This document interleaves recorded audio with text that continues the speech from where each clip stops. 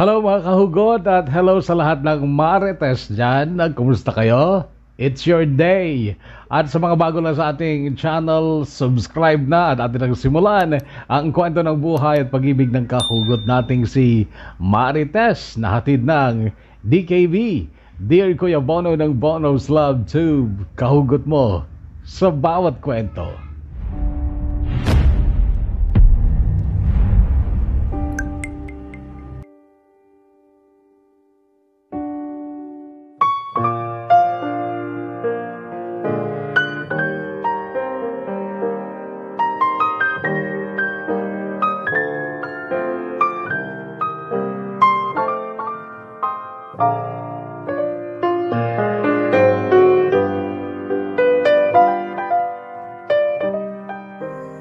Dear Kuya Bono, noong bata pa ako, pangarap ko na ang maging artista. Pangarap kong maihilera ang pangalan ko sa mga pangalang Claudine Barreto, Marian Rivera at Judy Ann Santos. At hindi ko sukat akalain na matutupad ito, Kuya Bono. Ang makilala at sumikat ang pangalan ko.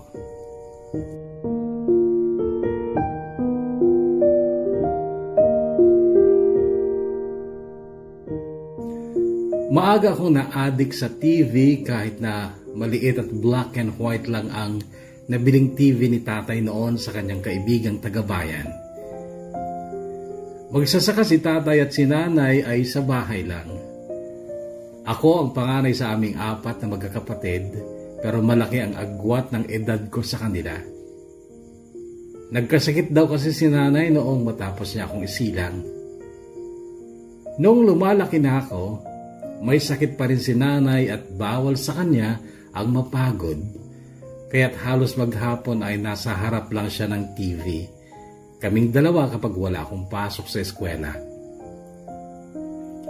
Paborito naming pinapanood ang mga teleseryeng panghapon at panggabi. At noon pa lang, Kuya Bono, ay humahanga na ako sa galing nilang umarte, lalo na si Judy Ann Santos na siyang pinakagusto kong drama actress. Naalala ko pa, sabi ko kay nanay noon, "Nay, paglaki ko, magiging artista din ako. Mapapanood mo din ako sa TV." Ngumiti lang si nanay noon. Kaya lang nung grade 6 na kami, sa isang subject namin noon ay isa-isa kaming tinawag at sasagutin ang nag-iisang tanong na, ano ang pangarap mo at paano mo itututuparin? Noong ako na ang tinawag, edi pumunta ako sa harap gaya ng ginawa ng iba at doon sinabi ko, ang pangarap ko ay maging artista. Kasasabi ko lang dito, Kuya Bono, ay nagtawa na ng mga kaklase ko. Pati si Jomar na siyang secret crush ko noon. Pakiwari ko kay Jomar pa nagmula ang pinakamalakas na tawa. Pinatahimik sila ni Ma'am. Sige Marites, ituloy mo. Paano mo matutupad ang pangarap mo? Paglaki ko po, pupunta po ako ng Maynila. Pupunta ako sa istasyon ng TV. Muling nagtawanan ng mga kaklase ko.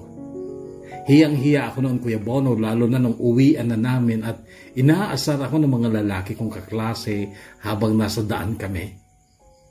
Uy, artista daw si Marites, oh. Bakit, Marites? Maganda ka ba? Ito ang sabi ni Ronel, tapos bigla ding sumabad si Maiko. Pwede naman talaga mag-artista kahit hindi maganda eh. Yung mga gumaganap na katulong, mga pangit din gaya ni Marites. Hoy, pupunta pa daw siya ng Maynila. Baka naman maligaw ka doon. Tapos ang bagsak mo, mamamalimos ka lang sa lansangan. Oo nga, kaya huwag ka na mangarap makapunta ng Maynila, Marites. Doon ka na lang sa bukid nyo. Mas bagay sa'yo maging magsasaka kaysa maging artista sa Maynila.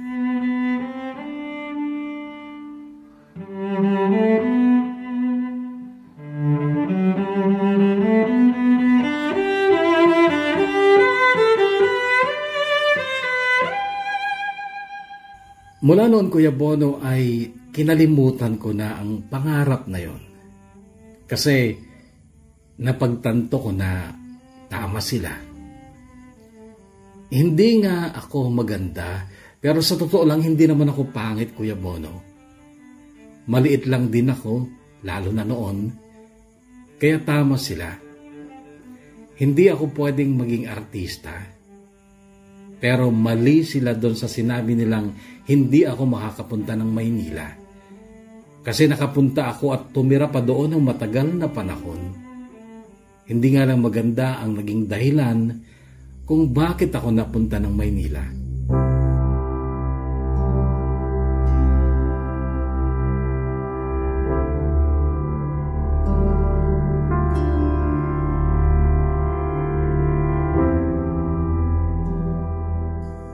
Second year na ako sa high school nung biglang magkasakit si nanay. Nilagnat ng ilang araw. Pero hindi nadala sa ospital dahil wala kaming pera noon at malayo pa ang anihan. Nung humupa ang lagnat ni nanay, nag-iba na ang mga kilos niya. Yung mata niya kung minsan nanlilisik at umiikot. Hanggang sa iba na rin ang mga ginagawa niya. Kinakausap niya ang sarili niya, tatawa ng mag-isa at iiyak. Tapos hahalakhak, tapos sisigaw.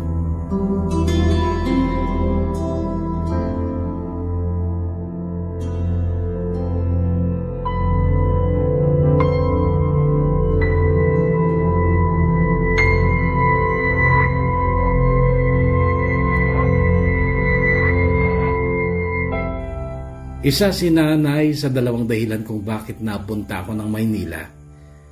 Una ay para makapagtapos ng high school. Kinuha ako ng kapatid ni nanay na si Auntie Luding upang maging katulong sa bahay nila sa Mandaluyong.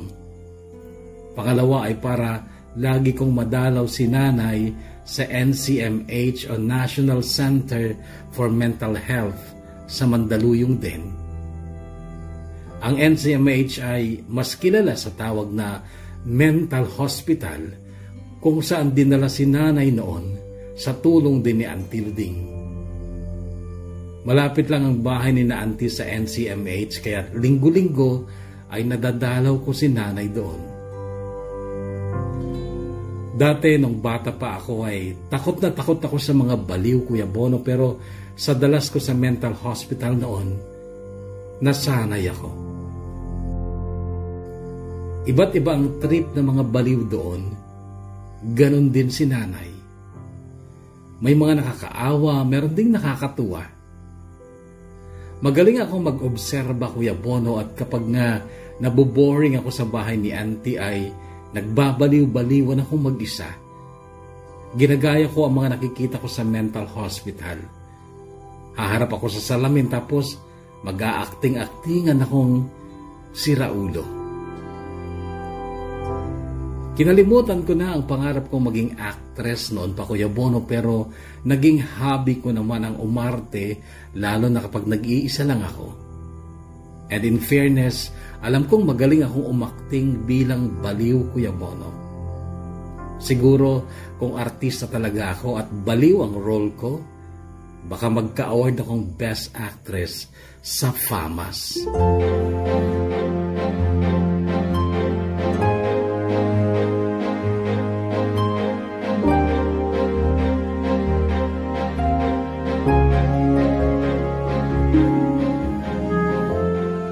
Pero yung pag-iyak ko sa harap ng salamin sa maliit kong kwarto sa bahay ni Auntie Luding nung araw na yon ay totoong iyak yon, hindi acting. Ito ay noong malaman kong nag-asawa na ng iba si tatay at lumipat na rin sila sa Isabela. Ibinenta daw ni tatay ang bukid niya sa Cagayan at sumama na sila sa babaeng ipinalit niya kay nanay at sa Isabela na sila tumira. Umiyak ako ng Kuya Bono dahil sa sama ng loob ko kay tatay. At kahit alam kong si Raulo si nanay noon ay nagsumbong pa rin ako sa kanya noong kasama ko siya isang araw sa NCMH. Pinagpalit ka na ni tatay, Nay.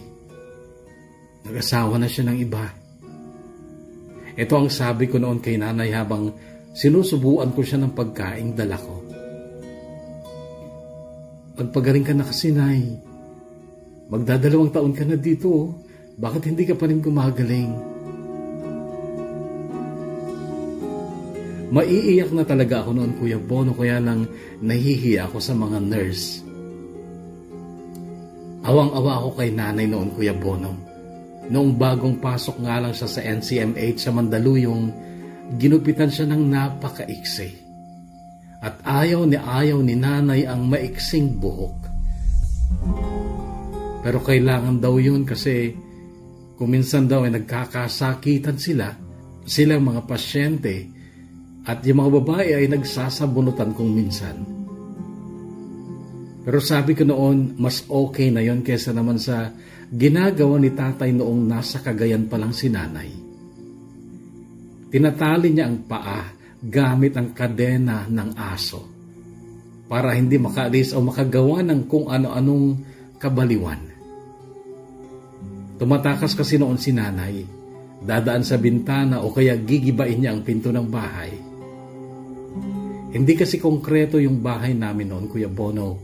Mga kahoy-kahoy lang at kawayan lang ang bintana. Kaya't napakadali lang kung sirain yon ni nanay noon. Nagpupunta siya sa mga kapitbahay, nanghihingi ng pagkain at kapag hindi siya binigyan, nambabato siya, nananakit. Hanggang sa yun nga, napilitan si tatay na itali na lang si nanay sa dating kulungan ng mga baboy. Ginawa na rin sa doon ng tulugan niya. Pero ang bagay na yun ay hindi tinolerate ng mga kagawad at kapitan namin. Sa tulong nila ay nadala si nanay noon sa CVMC. Pero nung dumalaw si Auntie Luding sa amin, inaway niya si tatay. At noon ko lang nalaman na ganun pala ang aming ama. Hindi ko sukat akalain, Kuya Bono, na may gawain pala si tatay na siyang naging sanhi kung bakit nagkaganon ang aming ina. Babaero pala si tatay. Kahit na magsasaka lamang siya ay nakakapambabae pa pala. Pero ang pinagtataka ko noon, Kuya Bono, ay bakit ni minsan ay hindi ko sila nakitang nag-away? Ni minsan ay hindi ko narinig si nanay na sinumbatan niya si tatay sa mga gawain nito. Naisip ko lang din, akala ko sumasama lang si tatay sa mga sabungero niyang kaibigan tuwing linggo at nakabihis nga ng maayos kapag aalis. Yun pala, nagpupunta sa babae niya. Namuhi ako kay tatay noon, Kuya Bono. Kahit itinanggi niya kay Auntie Luding ang mga paratang na yon, naniwala ako kay Auntie Luding. At isa yon sa mga dahilan kung bakit pinili kong iwanan sina tatay at sumama ako kay Auntie Luding sa kanila sa Mandaluyong. Nasa Maynila na ako noong muling nagpunta si Auntie Luding sa Cagayan, sakay ng ambulansya upang sunduin si nanay. At inilipat nga sa NCMH. Mataas ang pananalig ko noon, Kuya Bono. Kalakip ng taimtim na dasal na sana gagaling pa ang aming ina.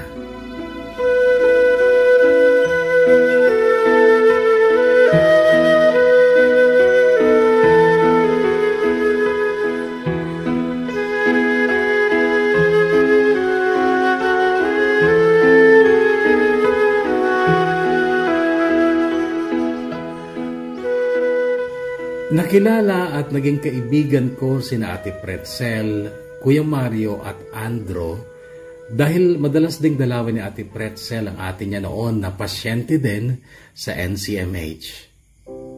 Si Kuya Mario ay boyfriend ni Ate Pretzel at si Andro naman ay nakababatang kapatid ni Kuya Mario. Si Andro nakalaunan ay naging kauna-unahang boyfriend ko.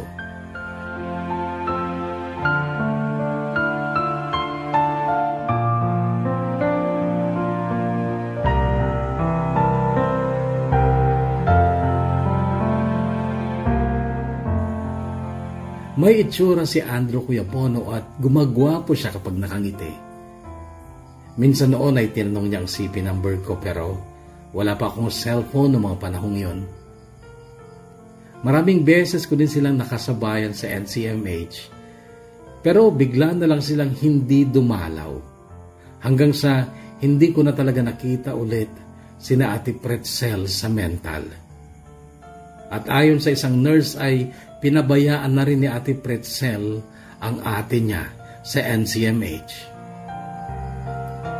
Marami sa NCMH, Kuya Bono, ang inabandona na ng kanilang mga pamilya.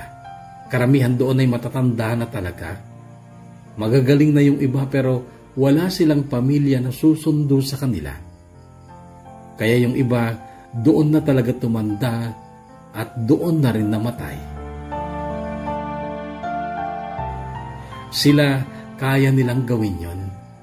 Maski si tatay nga, talagang tinalakuran niya na si nanay, pero ako, nangako ako noon sa sarili ko na pagtsatsagaan ko si nanay. Buo pa rin ang tiwala ko noon, Kuya Bono, na gagaling pa siya, gaya din ng iba. Oo, Kuya Bono, marami din namang gumaling eh. Yung iba, nakauwi na nga sa mga bahay nila, sinundo ng mga kaanak nila. At umasa ako, Kuya Bono, na isang araw ay iuuwi din namin si nanay kapag magaling na siya.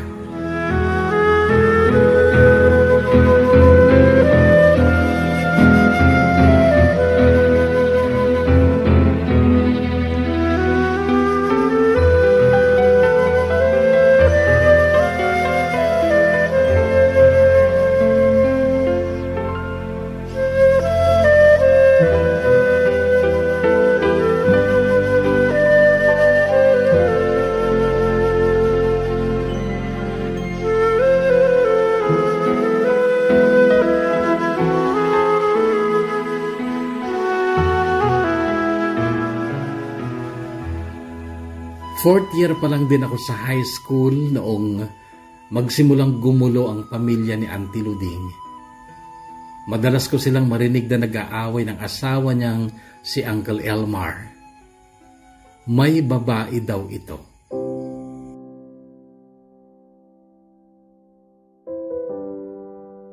Humanga ako sa Auntie Luding ko noon, Kuya Bono, dahil matapang siya.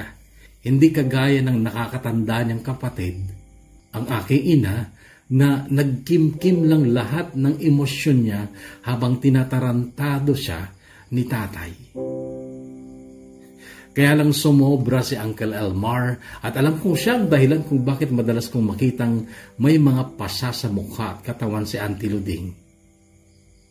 Sa galit ko noon kay Uncle Elmar, inisip ko noon na lagyan ng laso ng pagkain niya at nang mamatay na siya. Noong mga panahon yun, Kuya Bono, ay talagang kumukulo ang dugo ko sa mga lalaking salawahan at taksil gaya ni Uncle Elmar at ng aking ama. Gusto ko talagang lasunin noon si Uncle Elmar, kaya nang alam kong masama yun, kaya't hindi ko ginawa. Humantong sila sa korte, Kuya Bono. Nagdemanda si Auntie noong tuluyan nang umalis si Uncle Elmar at sumama na daw sa babae niya. Pinaboran ng korte sa Auntie kaya't sila'y tuluyan nang naghiwalay.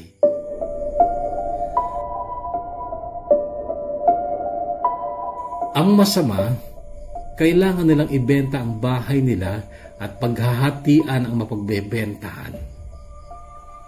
Si Auntie ay nagpasyang umuwi na lang ng Cagayan. Iiwan daw niya ang mga anak niya kina Lola at siya ay mag-a-abroad. At ako, kailangan ko na rin umuwi ng Cagayan at hindi ko yun gusto. Hindi yun okay sa akin, Kuya Bono. Kasi paano ko pa madadalaw linggo-linggo ang nanay ko? Nangako ako sa sarili ko noon na hindi ko iiwanan si nanay, hindi ko siya pababayaan, kaya't naging problema sa akin noon yung issue ng pag-uwi ni na Auntie Luding sa Cagayan. Napakalayo ng Cagayan sa Mandaluyong, Kuya Bono. Pamasahe pa lang, saan ako kukuha? Kaya naman ang muling pagkikita namin ni Andrew ay itinuring kong sagot sa aking dasal na huwag malayo sa nanay ko.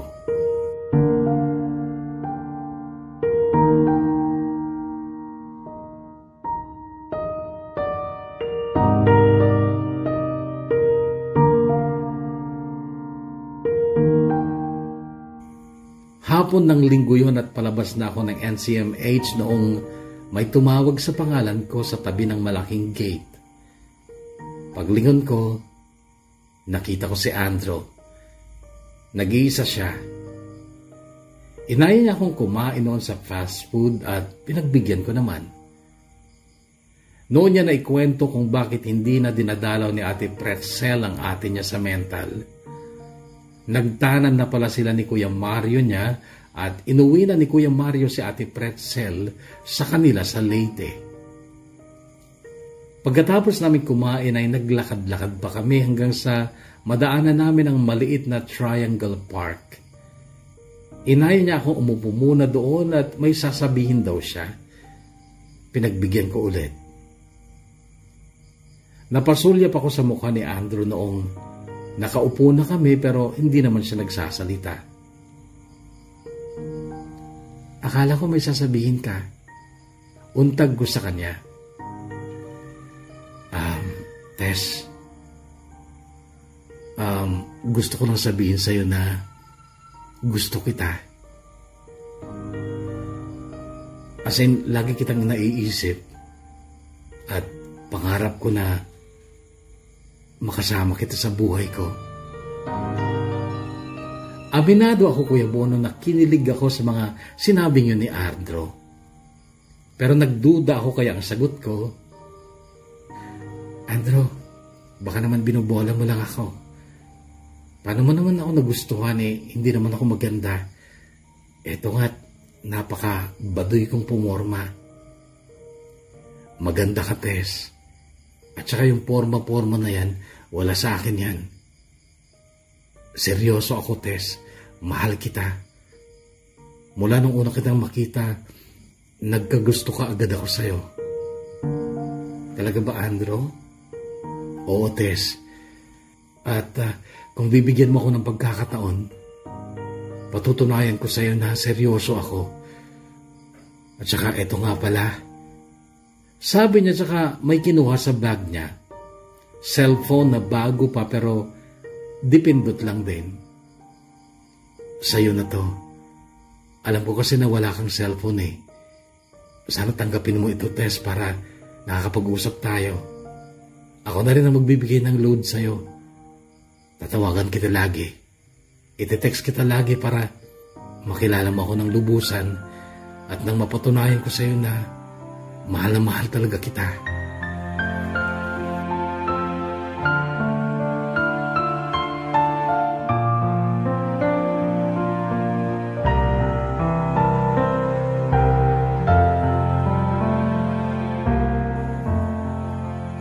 Tinupad naman niya ang sinabi niya, Kuya Bono, liban lang dun sa kagustuhan niyang dumalaw sa bahay ni Auntie Luding na noon ay hindi pa rin nabibenta kaya doon pa kami nakatira.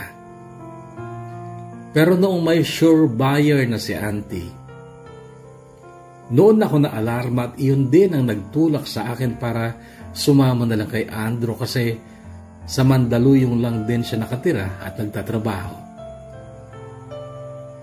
Kilala ko naman na si Andrew noon. Sa katunayan, mula nung tanggapin ko ang bigay niyang cellphone ay linggo-linggo ko siyang kasama sa pagbisita kay nanay sa mental hospital.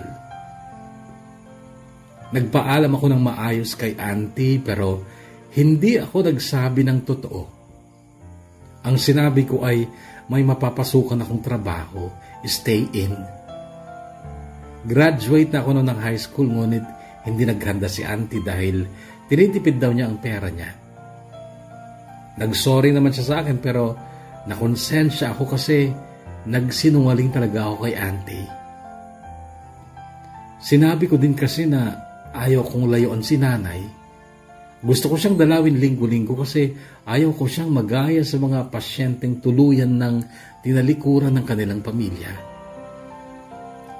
Naniwala naman si Auntie sa akin at yun, nagsama kami ng di oras ni Andrew sa inuupahan niyang kwarto.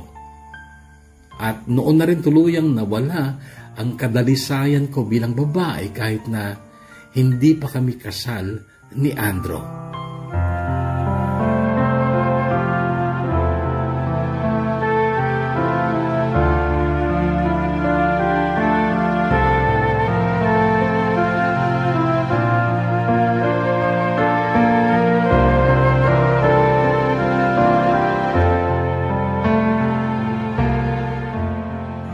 Lalo ko pa siyang minahal noon, Kuya Bono, kasi masarap palang may asawa.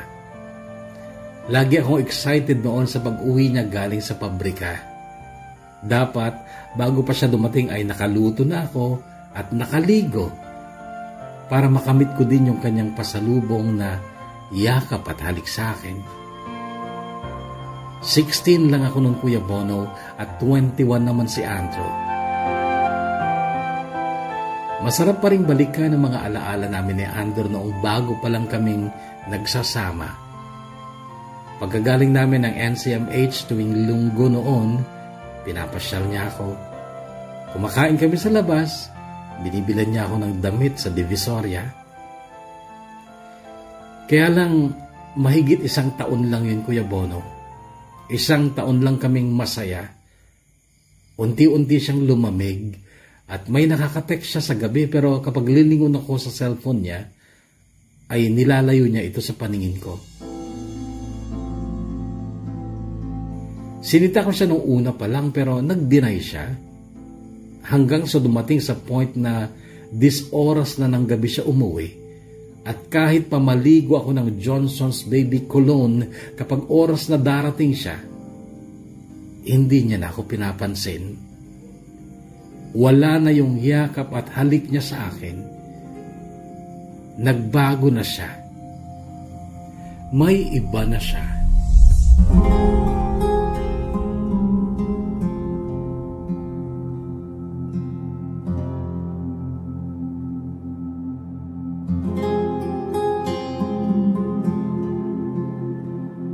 Inamin sa akin ni Andrew na may babae siyang kinalolokohan. Pero humingi siya ng tawad sa akin at sinunggaban niya yung alok ng kanilang kumpanya na malipat siya sa factory nila sa Cavite. Upang daw tuluyan na rin siyang makalayo sa babae niya. Kaya lumipat nga kami at nakahanap kami ng maliit na bahay sa barangay na yon kung saan naroon din ang factory. Nagsimula ulit kami ni Andrew, Kuya Bono. Nakita ko naman sa kanya ang pagsisisi sa ginawa niya noon. Kaya lang yung dating init ng pag-ibig niya sa akin, hindi na bumalik. Nagbago na rin ang ugali niya, naging madamot na sa pera. Kasi sa tuwing hihingi ako sa kanya ng pamasahe kapag linggo at gusto kong dalawin si nanay sa NCMH ay ayaw niya akong bigyan. Ako na lang ang gumagawa ng paraan noon, Kuya Bono, para magkapera ako. Naglalabada ako, pero tuwing 2 linggo ko na lang nadadalaw si nanay dahil hindi sumasapat ang kinikita ko sa ilang labahan para sa pamasahe ko. Yung paglalabada ko din ang naging dahilan kung bakit bahagya kong napabayaan ang aming bahay. May mga pagkakataong gabi na ako nakakauwi at nadadatnan ko si Andrew na galit kasi wala pa siyang pagkaing naluto. Hanggang sa nagwawala na rin siya at nasasaktan niya na ako ng pisikalan. Noon ako na alarma, Kuya Bono, dahil ramdam ko na magagaya ako kina Auntie Luding at kay nanay. Nag-iisip ako noon, Kuya Bono, kung ano ang gagawin ko. Hindi ko naman siya pwedeng idemanda gaya ng ginawa ni Auntie Luding kay Uncle Elmar kasi wala akong pambayad sa abogado or hindi ko alam kung may laban nga ako kasi hindi naman kami kasal. Nagtiis lang muna ako sa mga pasakit na idinulot ni Andrew sa akin. Yung pananampal, tadyak, sabunot niya sa akin, tiniis ko. Pero yung mag-uwi siya ng babae sa bahay namin, doon ako nagwala. Pero nagwala din si Andrew at kinuha niya ang mga damit ko tsaka niya itinapon sa labas. At pabulyaw niyang sinabi sa akin na lumayas ako, hindi na daw niya ako kailangan.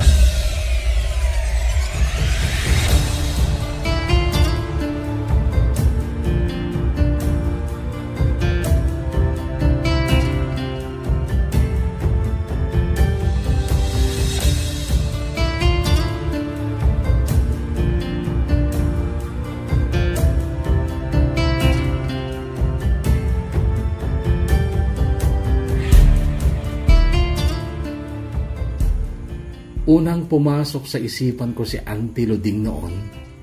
Tinext ko siya pero hindi nag-reply. Ang sabi ko noon kay Auntie ay sunduin niya ako sa Cavite. Kaya nga hindi nga nag-reply kaya nagpa-load ako para matawagan siya pero cannot be reached siya. Hindi ako lumayas nung araw na yun, Kuya Bono, kahit na pinalayas ako ni Andrew. Yung mga damit ko, hinayaan ko lang na nagkalat sa harap ng bahay. Umupo ako sa lupa, umiyak. Kahit marami ng tao ang nanonood sa akin. Hanggang sa ewan ko kung bakit sa kabila ng totoong sakit sa damdamin ko dahil sa ginagawa sa akin ni Andrew ay naisipan ko pang umakting.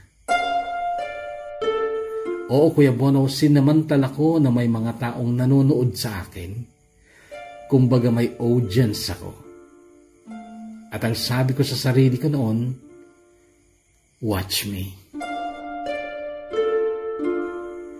Tumayo ako, Kuya Bono, at nagsisigaw kay Andrew. Kinalampag ko ang pintuan at ubos lakas ang sigaw ko. Binuksan niya ang pinto, diretsyo ang kamay niya sa leeg ko, sinakal ako. Pero may umawat. Ang kapitbahay namin si Aling Sabel. Kaya lang sinuntok ni Andrew ang mukha ko.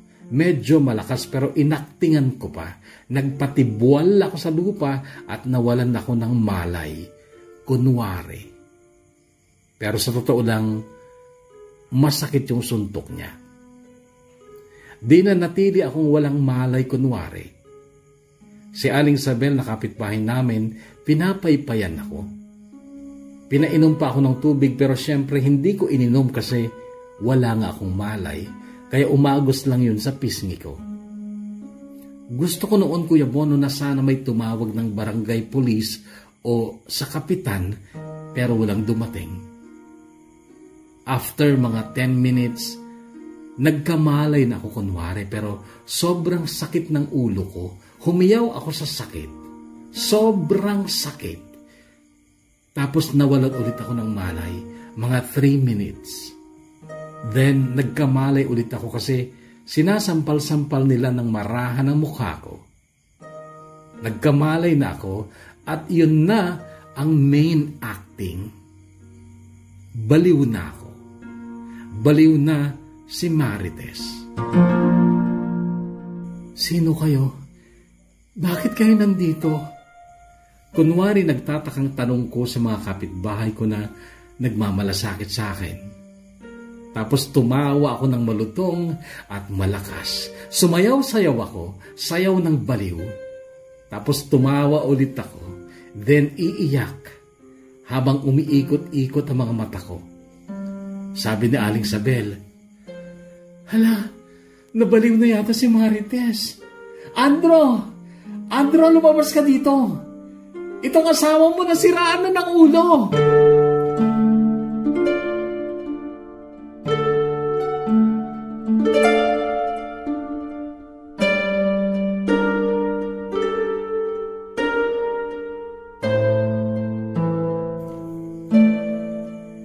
Nakita kong tumatakbong umalis si Digna, ang babae ni Andrew. Yun pa rin yung babae niya noon sa Mandaluyong. Ewan ko kung bakit kahit nasa Cavite na kami ay nagkikita pa rin pala sila. Nakita ko siyang humahangos na umalis pero kunwari wala akong pakialam. Tuloy ako sa pag-acting. lalo na nung nasa harapan ko na si Andrew at ang sabi niya, putang ina, nagaya na sa nanay niya. Baliw na rin ang demonyo. Anong gagawin mo yan, Andrew? Diyos ko, ikaw naman kasi. Hindi ka na naawa kay Marites. Sumbat sa kanya ni Aling Sabel. Hinilahod ako ni Andrew papasok ng bahay. Itinali niya ang mga kamay ko. Tuloy lang ako sa pag-acting. Pero natinag ako nung inilabas niya ang malaking bag niya at pinuno niya ito ng damit. Iiwan na niya ako. Gusto kong itigil noon ang acting ko, Kuya Bono, at magmakaawa ko sa kanya na huwag niya akong iwanan, pero naisip ko, hindi niya na ako pakikinggan. Lalo na't naniwala na siyang nagmana ako sa nanay ko. Pero noong lumabas na siya ng pinto na hindi man lang ako nilingon talaga, noon na umagos ang luha ko. Totoong iyak na yun, Kuya Bono, hindi na acting lang. Yung makita mo yung lalaking inalayan mo ng buhay mo, pinagkatiwalaan mo, nakita mong umaalis, iniwan ka, at alam mong hindi ka na babalikan. Yun, Kuya Bono, ay napakasakit. Here I am, alone and I don't understand exactly how it all began. A dream just walked away. I'm holding on when all but the passion's gone. And from the start, maybe I was trying too hard. It's crazy 'cause it's breaking my heart. Things can fall apart, but I know that I don't want you to go. Pinanindigan ko ang pagbabaliw-baliwan ko, Kuya Bono, para lang sa mga audience ko sa barangay, lalo na sa mga kapitbahay. Binibigyan nila ako ng pagkain kahit hindi ako nanghihingi. Nung una, naandig ang puso ko nung Kuya Bono kasi marami din palang mababait. Hindi ako naliligo, pero naghuhugas naman ako ng mga private parts ko, syempre. Pero napapangiti ako dun sa idea na ako lang siguro ang baliw na mabango ang ano. Pero kung may mabait na kapitbahay, meron ding manyak. Si Kuya Lucio na iniwan ng asawa, pinasok niya ako sa bahay. Gusto akong pagsamantalahan. Naibaba na nga niya ang pantalon niya noon eh. Pero pang famas ang acting ko noon sa pagsigaw, natakot siya at tumakbo palabas habang sinasara ang zipper ng pantalon niya.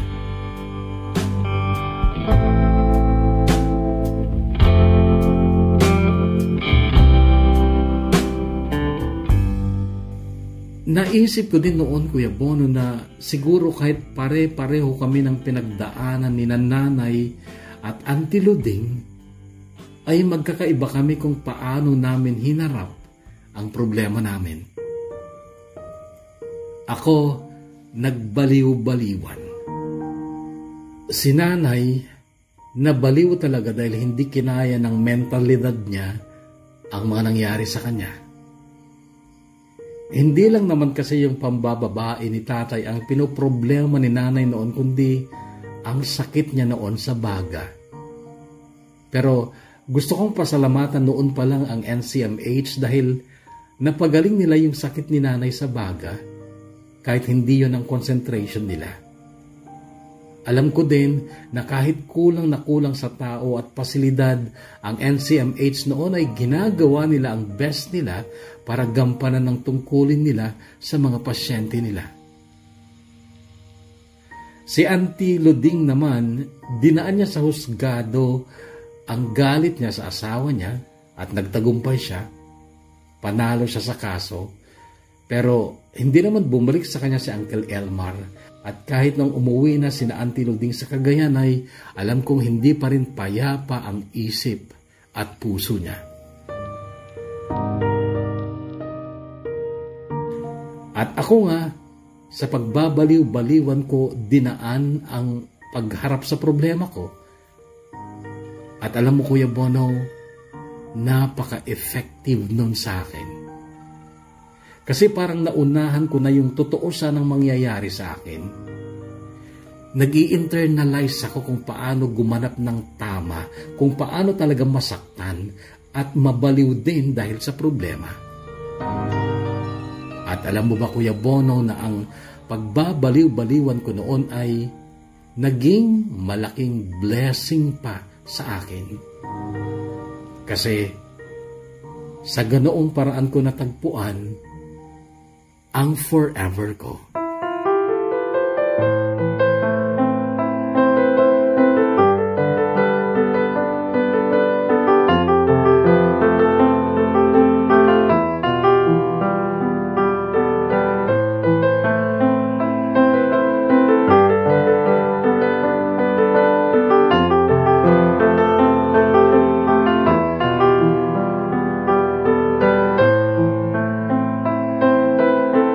Nagsawa na rin siguro ang mga kapitbahay sa paglilimos ng pagkain sa akin.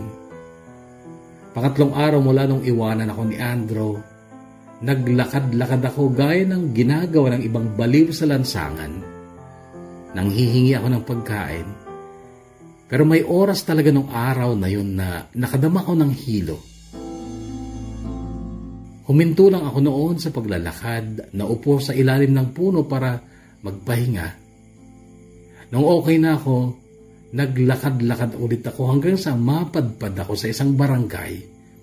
At doon ay may nakasalubong akong dalawang lasing. Nilapitan ako at parang gagawan ako ng masama. Sabi ng isang lalaki, "Pare, maganda itong baliw na to ah. Laman siyan din to pare. Konting ligo lang yan. Pwede nang parausan." Tumawa ako, baliw-baliwan pero noong sunggaban ako ng matabang lalaki ay tumakbo ako ng napakabilis habang sumisigaw. Ngunit kinapos ang hininga ko at kaagad ako nakadama ng hilo at kasunod nun ay nagdilim ang paningin ko.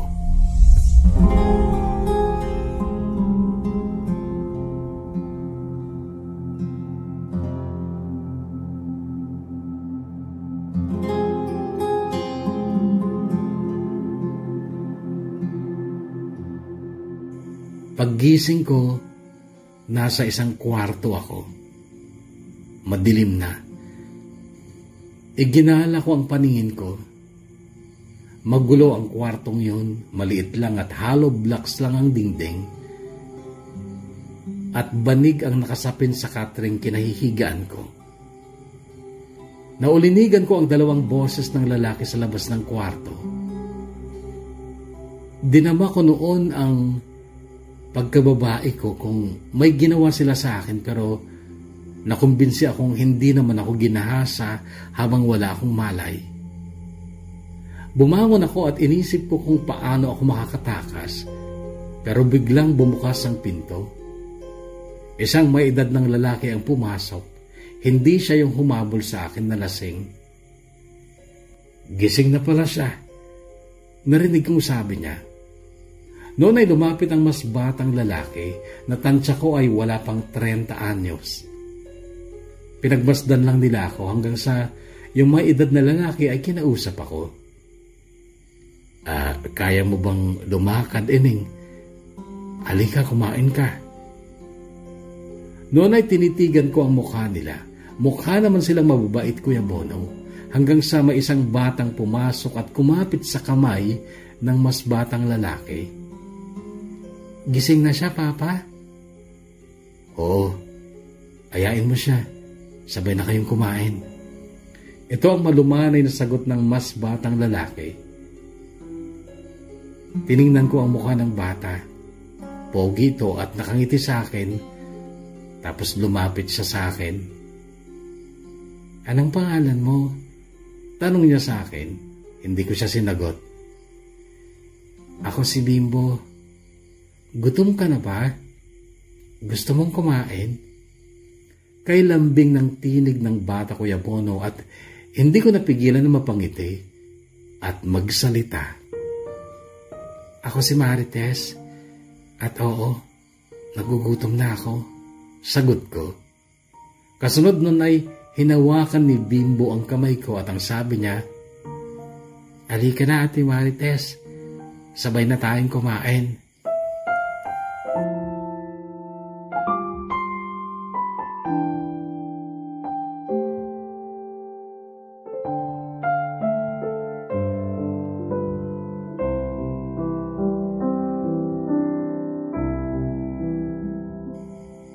Kumain nga kami ni Bimbo, Kuya Bono, at pagkatapos nun ay nakita ko ang tambak na hugasin sa kanilang lababo. Hinugasan ko lahat yon kahit na inaawat ako ng mas matandang lalaki noon, pero hindi ko siya pinansin. Pagkatapos nun ay nagwalis pa ako sa kusina habang pinapanood nila ako. Siguro nagtataka sila noon o nagdududa kasi hindi na ako umaakting noon na isang baliw. Noong mag-CR ako ay nakita ko ang mukha ko sa salamin. May band-aid ako sa noo at latak ng betadine. Naantig ako noon, Kuya Bono, kasi ginamot pala nila ang sugat ko dahil sa pagkakatumba ko nung mahilo ako.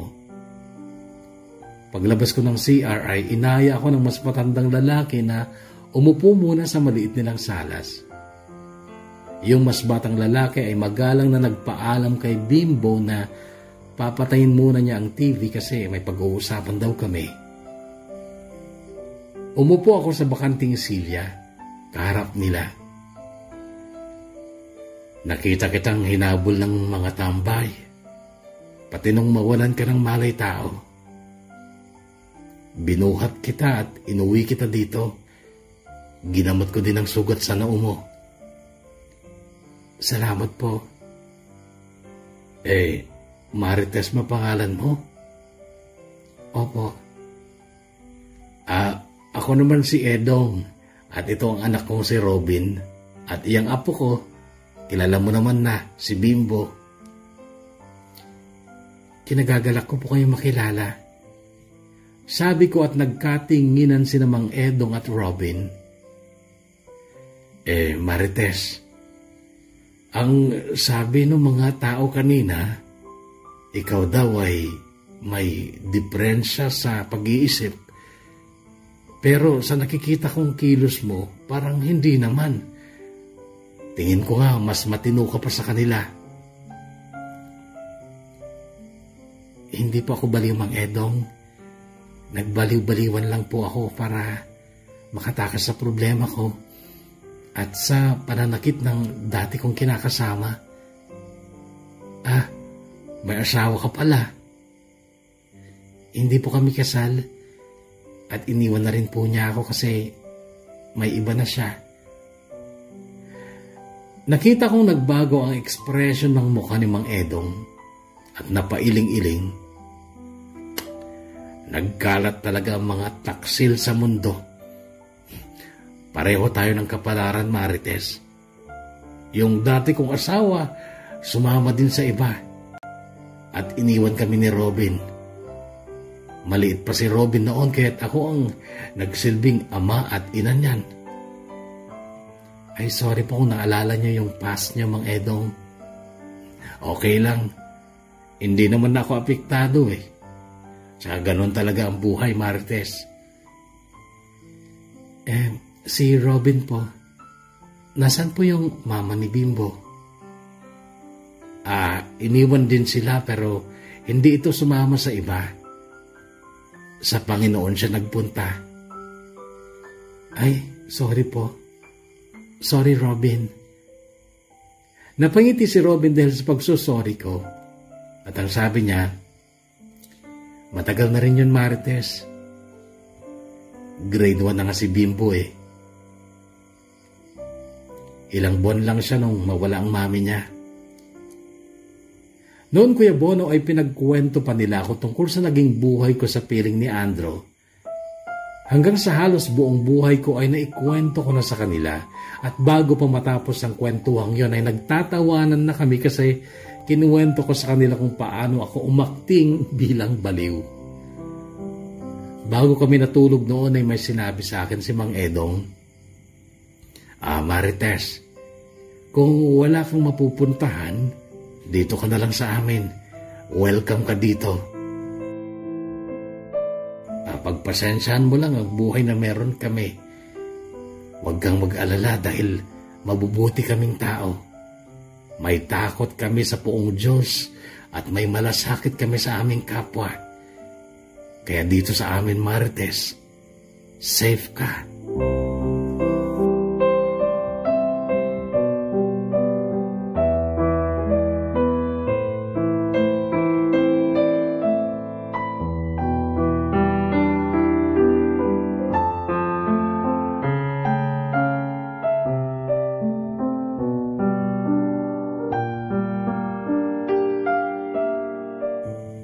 Mga 6 na araw na siguro kami ni Mang Edong at Bimbo ang naiiwan sa bahay.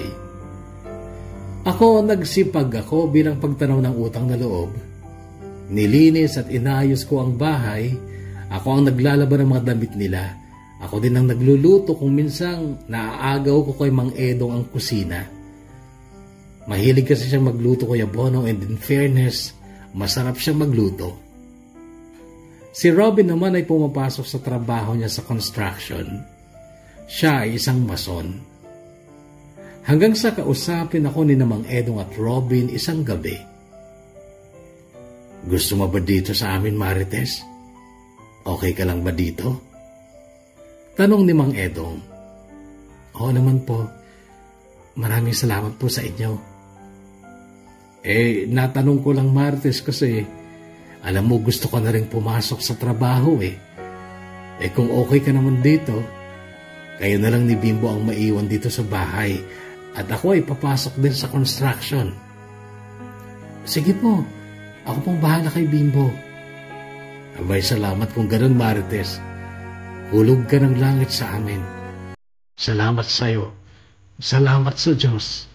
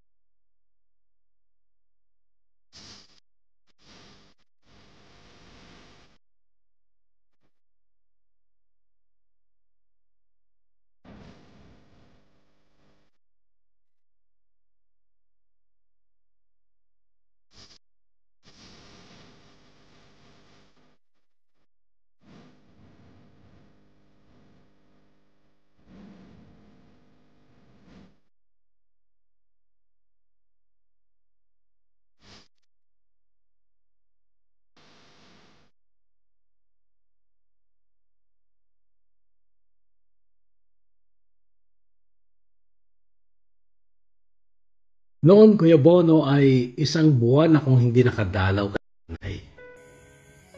Pero doong kausapin ko sila Mang Edong at nagpaalam akong dadalaw kay nanay ay sinamahan pa nila ako.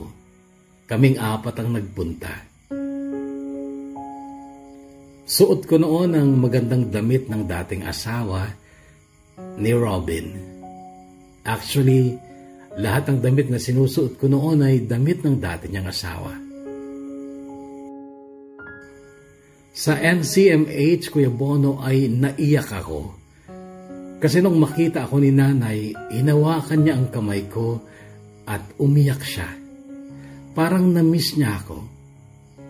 At ang sabi ng nurse noon, Kuya Bono, ay magandang palatandaan daw yun na gagaling na rin si nanay. Namasyal pa kami sa Maynila noong manggaling kami ng NCMH. Kumain din kami sa restaurant na dati daw ay kinakainan ni na Robin at ang dati niyang asawa noong magsyota pa lamang sila. Dati ko nang napapansin na madalas ay napapatingin sa akin si Robin. Kahit nga sa bahay, nahuhuli ko siyang nakatitig sa akin pero biglang iiwas kapag tumingin din ako sa kanya. Tapos napapangiti ako. Hindi naman pangit si Robin, Kuya Bono, pero yummy ang pangangatawan. Siksik sa laman ng katawan niya, may abs kahit hindi nagje-gym. Napapalunok na nga lang ako kapag nakakasalubong ko siya sa harap ng banyo at siya ay nakatapis lang ng tuwalya at nakabulaga sa akin ang six-packs niya. Ewan ko kung sinasadya niyang magpakita ng abs sa akin, pero iniisip ko noon na pasimple din niya akong inaakit.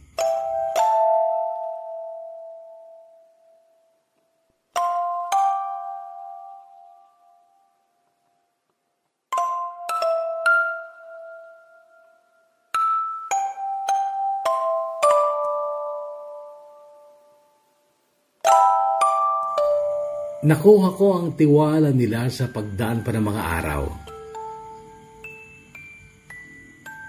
Kasama ko rin si Robin noong kunin ko ang mga gamit sa dati naming tirahan ni Andro. Siya rin ang nagbayad sa isang buwang renta na hindi namin nabayaran. Sabi ni Aling Sabel na hindi makapaniwala noong sabihin kong acting lang yung baliw-baliwan ko. Ang sabi niya, hindi na daw naligaw ulit si Andro doon. Kinuha ko lahat ng gamit. Nilinis ko ang bahay tsaka ako magalang na nagpaalam sa may-ari na noon ay humahanga din sa galing kong umakting. Naniwala sila kasi lahat ng mga ginawa nila nung araw na nagwala ako nung mag-uwi ng babae si Andro, pati yung himatay-himatayan ko, kinuwento ko sa kanila. Lahat. Pati yung pag-aalala sa akin ni Aling Sabel, yung pagpapainom niya sa akin ng tubig na hindi ko naman siyempre ininom. Tapos ang sabi sa akin ni Aling Sabel noon na may kasamang tampal sa braso ko, best actress ka palang, gaga ka.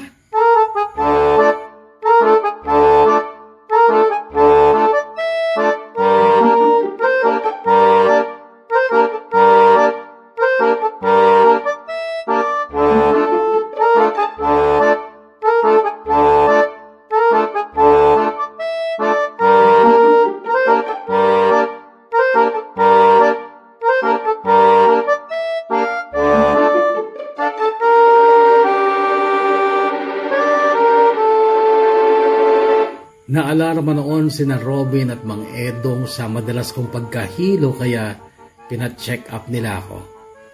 4 ulit kami nagpunta noon sa clinic. At matapos ng ilang test ay inanunsyo ng doktor ang kanyang diagnosis. Mrs., Mr., congratulations. Buntis si Mrs.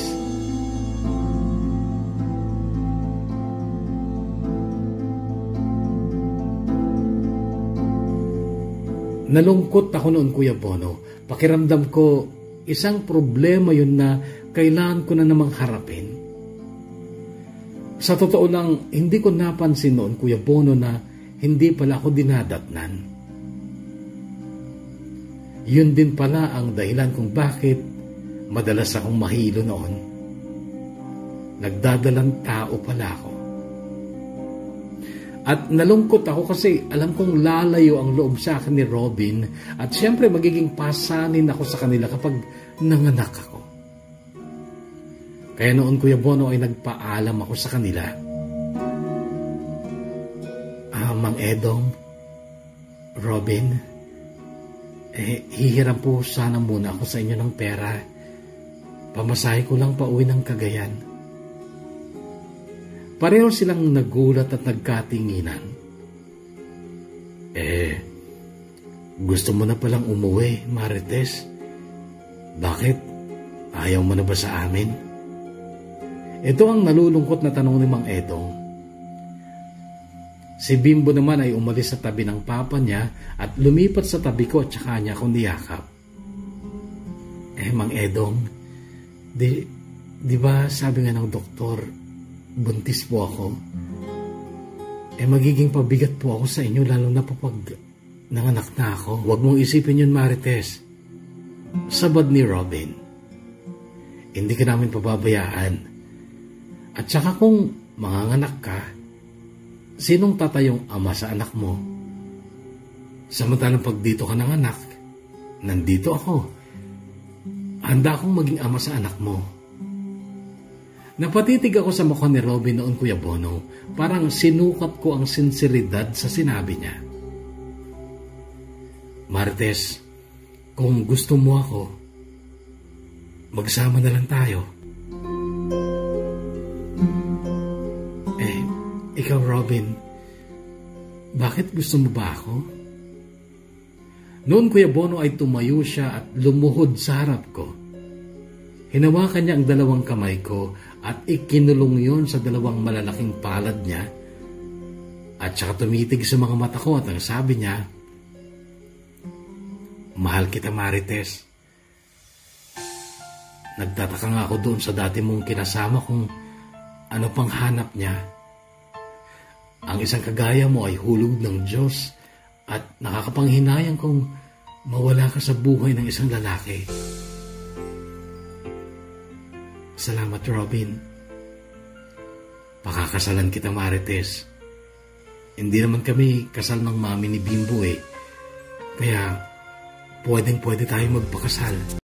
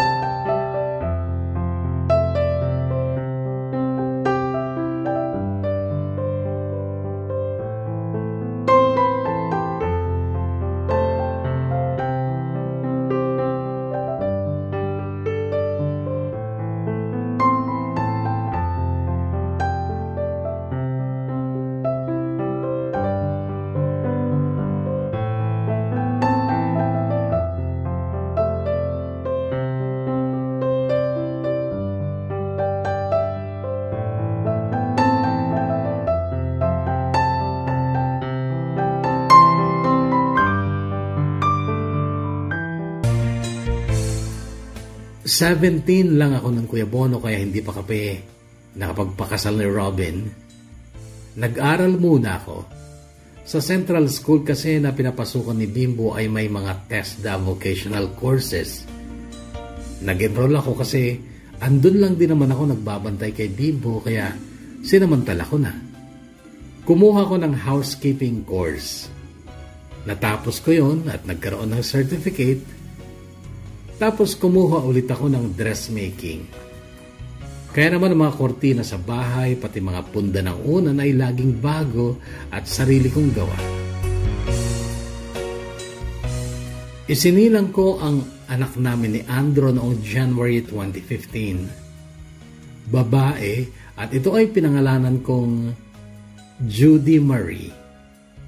Hango sa pangalan ng mga paborito kong actress, Judy Ann at Marian.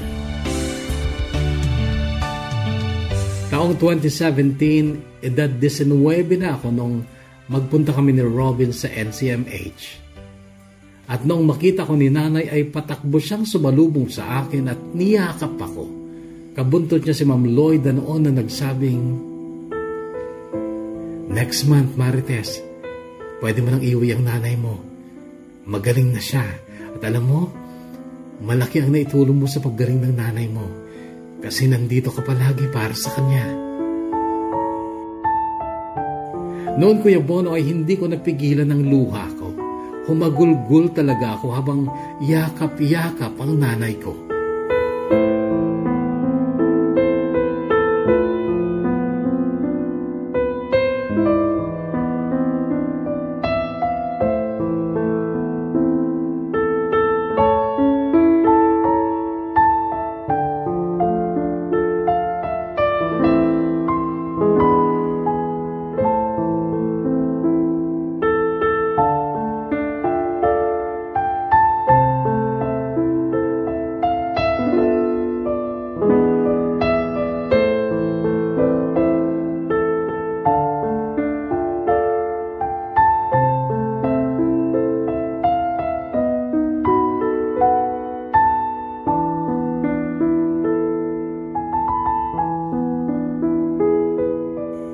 Katabi ko si nanay sa kwarto.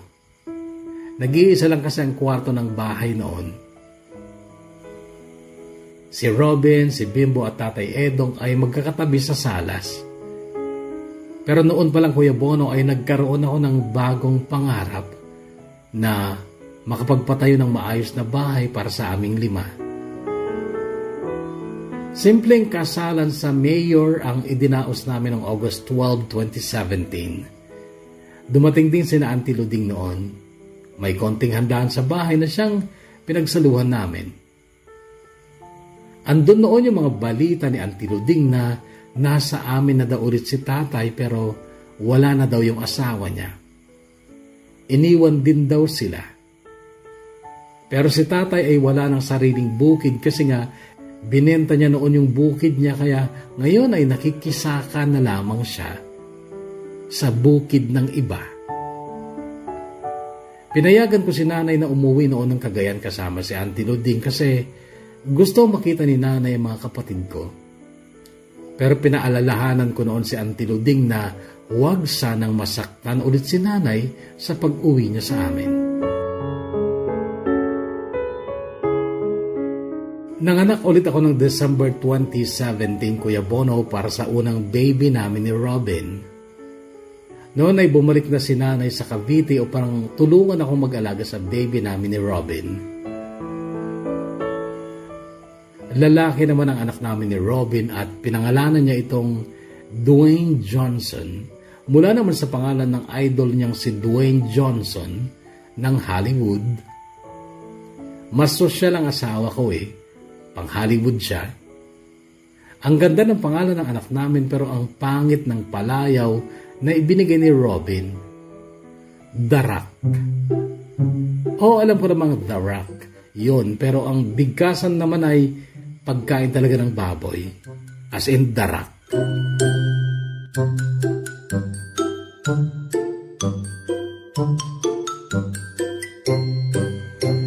February 2018 ako nagsimulang tuparin ang pangarap namin ni Robin na makapagpatayo ng maayos na bahay.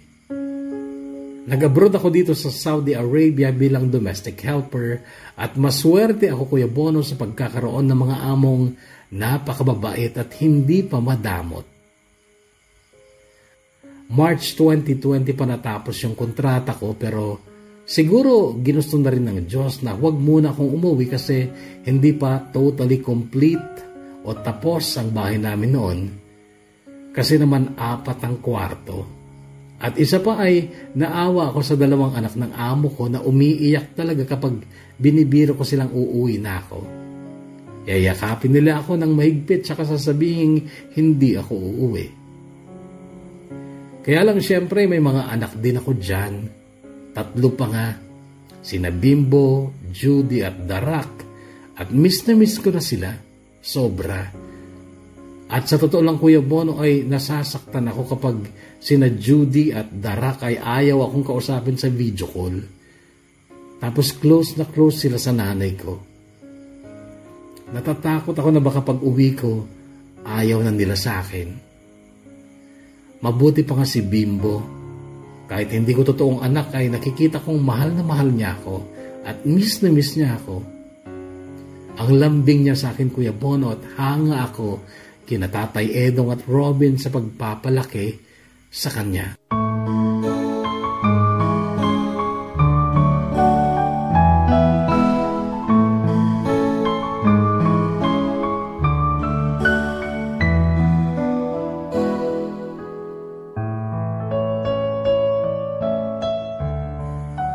Nangako naman ang amo ko na by December 2021 ay makakauwi na ako. Inshallah, Kuya Bono. Kasi syempre, hindi lang naman ang mga bata ang miss na miss ko na kundi yung gumawa din ng mga bata. Si Robin ko. Si Robin na pilit pinaglalove team sina Tatay Edong at ang nanay ko. Nahihiya naman akong tanungin si nanay tungkol doon pero walang masama kung magkatuluyan din sila, hindi ba? Gustong gusto ko si Tatay Edong kasi napakabait niya. Wala akong masabing negatibo tungkol sa kanya.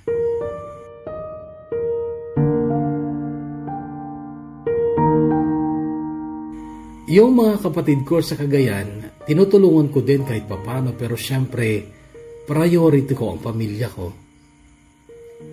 Si tatay, may Facebook account din at formado pa talagang profile picture niya. Sabi niya minsan sa akin sa chat, dagdagan ko naman daw yung tulong ko sa mga kapatid ko na nasa poder niya. Hindi ko siya nireplyan, Kuya Bono, kahit na gustong gusto ko siyang sumbatan.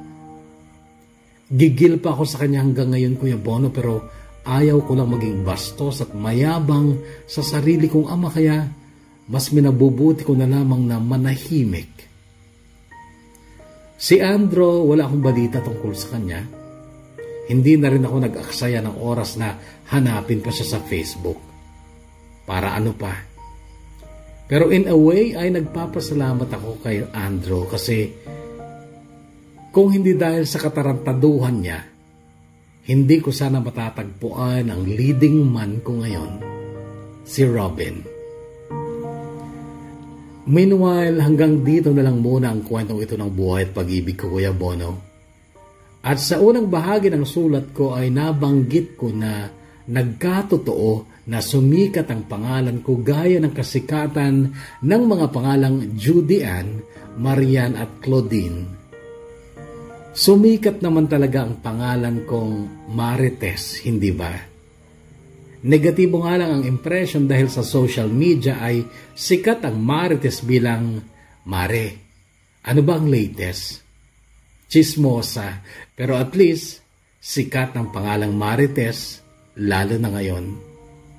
Pero hindi ako chismosa, Kuya Bono. Mahilig lang ako sa teleserye pero hindi sa blind item. Mahilig ako sa mga nakakaantig na istorya, pero sana kahit hindi kasing ganda ng iba ang kwento ko, Kuya Bono, ay pagtiyagaan mo na ring basahin ito.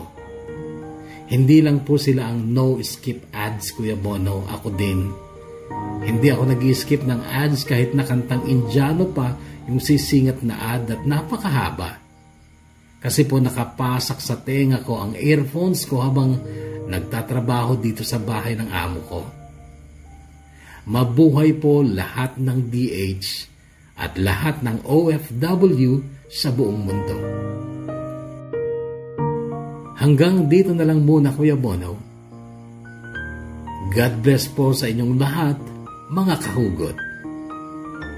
Nagmamahal, Marites. Crazy, I'm crazy for feeling so lonely. I'm crazy, crazy for feeling so blue.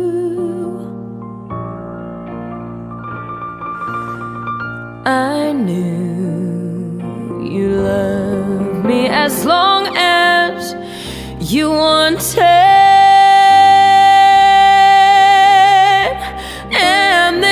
Someday you leave me for somebody new.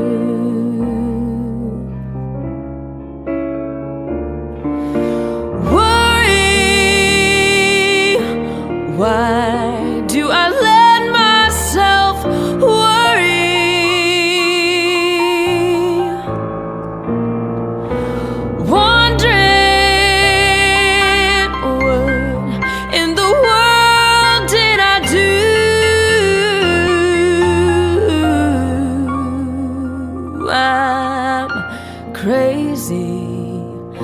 for thinking that my love could hold you.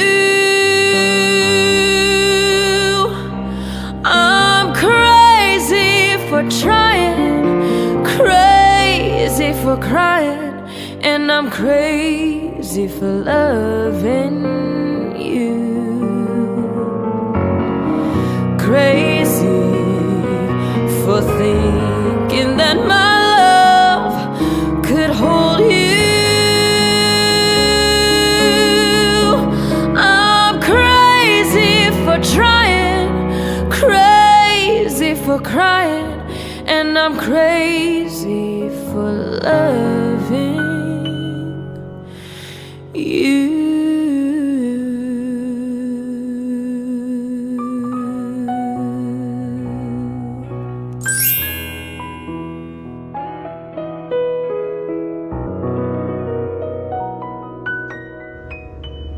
At sa ating mga shout out kay Anne of Kalinga. I love reading your comments, and keep it up. And shout out din kay Amelita Adaguer, Lanilin Lawigan, Verus Balahadia, ganun din kay Justoni Bolajo, Baby Jane Cara, ganun din kay Marcelo Peralta. Shout out din kay John Kenneth Malabug, Rovelyn Maribuhok, ganun din kay Josephine De Leon at TV. Shout out sa asawa ko na si Edalyn Serrano sa Bagao, Cagayan. That's from Lloyd of Riyadh, Saudi Arabia. Shout out din kay Gerlin Ramel, also to Matt Jerome Ragel. At pa-shout out naman sa family ko dyan sa Peña Blanca, Cagayan. Pascual and Salita family, thank you, from Chris Salita of The Mom. Pa-shoutout po Kuya Bono sa asawa ko at sa mga kapatid ko, Rosel Monet Amboy and Romelia na mahilig makinig ng DKB. This is from Rosita Linbanan. Shoutout din sa Maborang family of Alabiao, Tuwao, wala naman kay Alex Mabski. At Yankee of South Korea, shoutout to you. Ganun din kay Oliver Atara. At shoutout to Michael de Guzman from Vanji de la Cruz. At shoutout din sa Santiago and Tibok families from Aizal Santiago of Dammam, Saudi Arabia.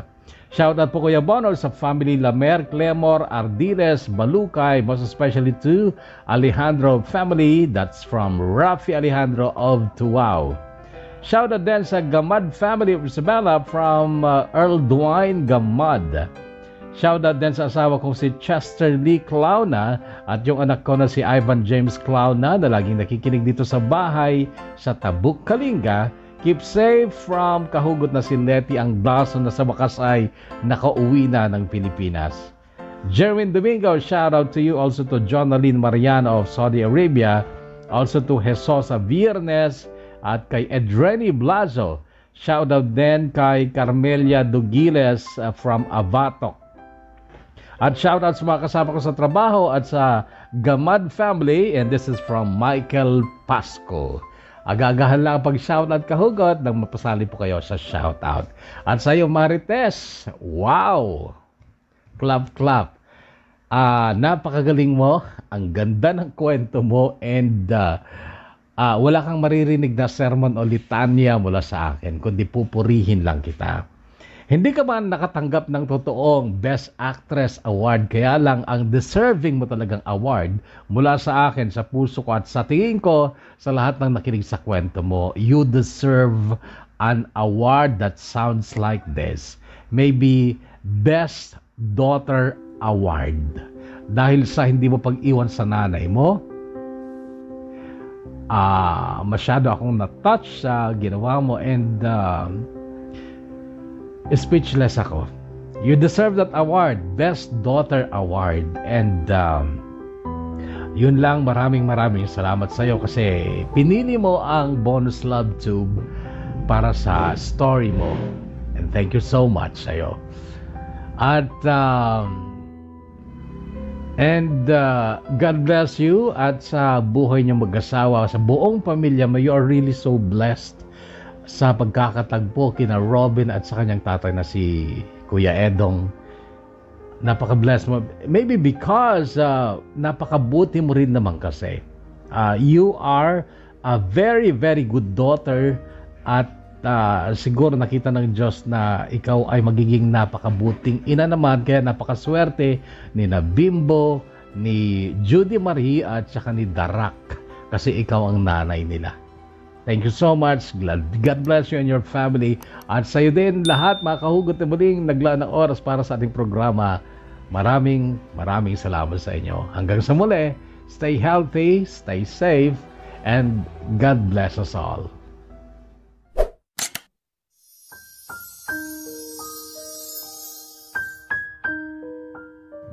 Subscribe.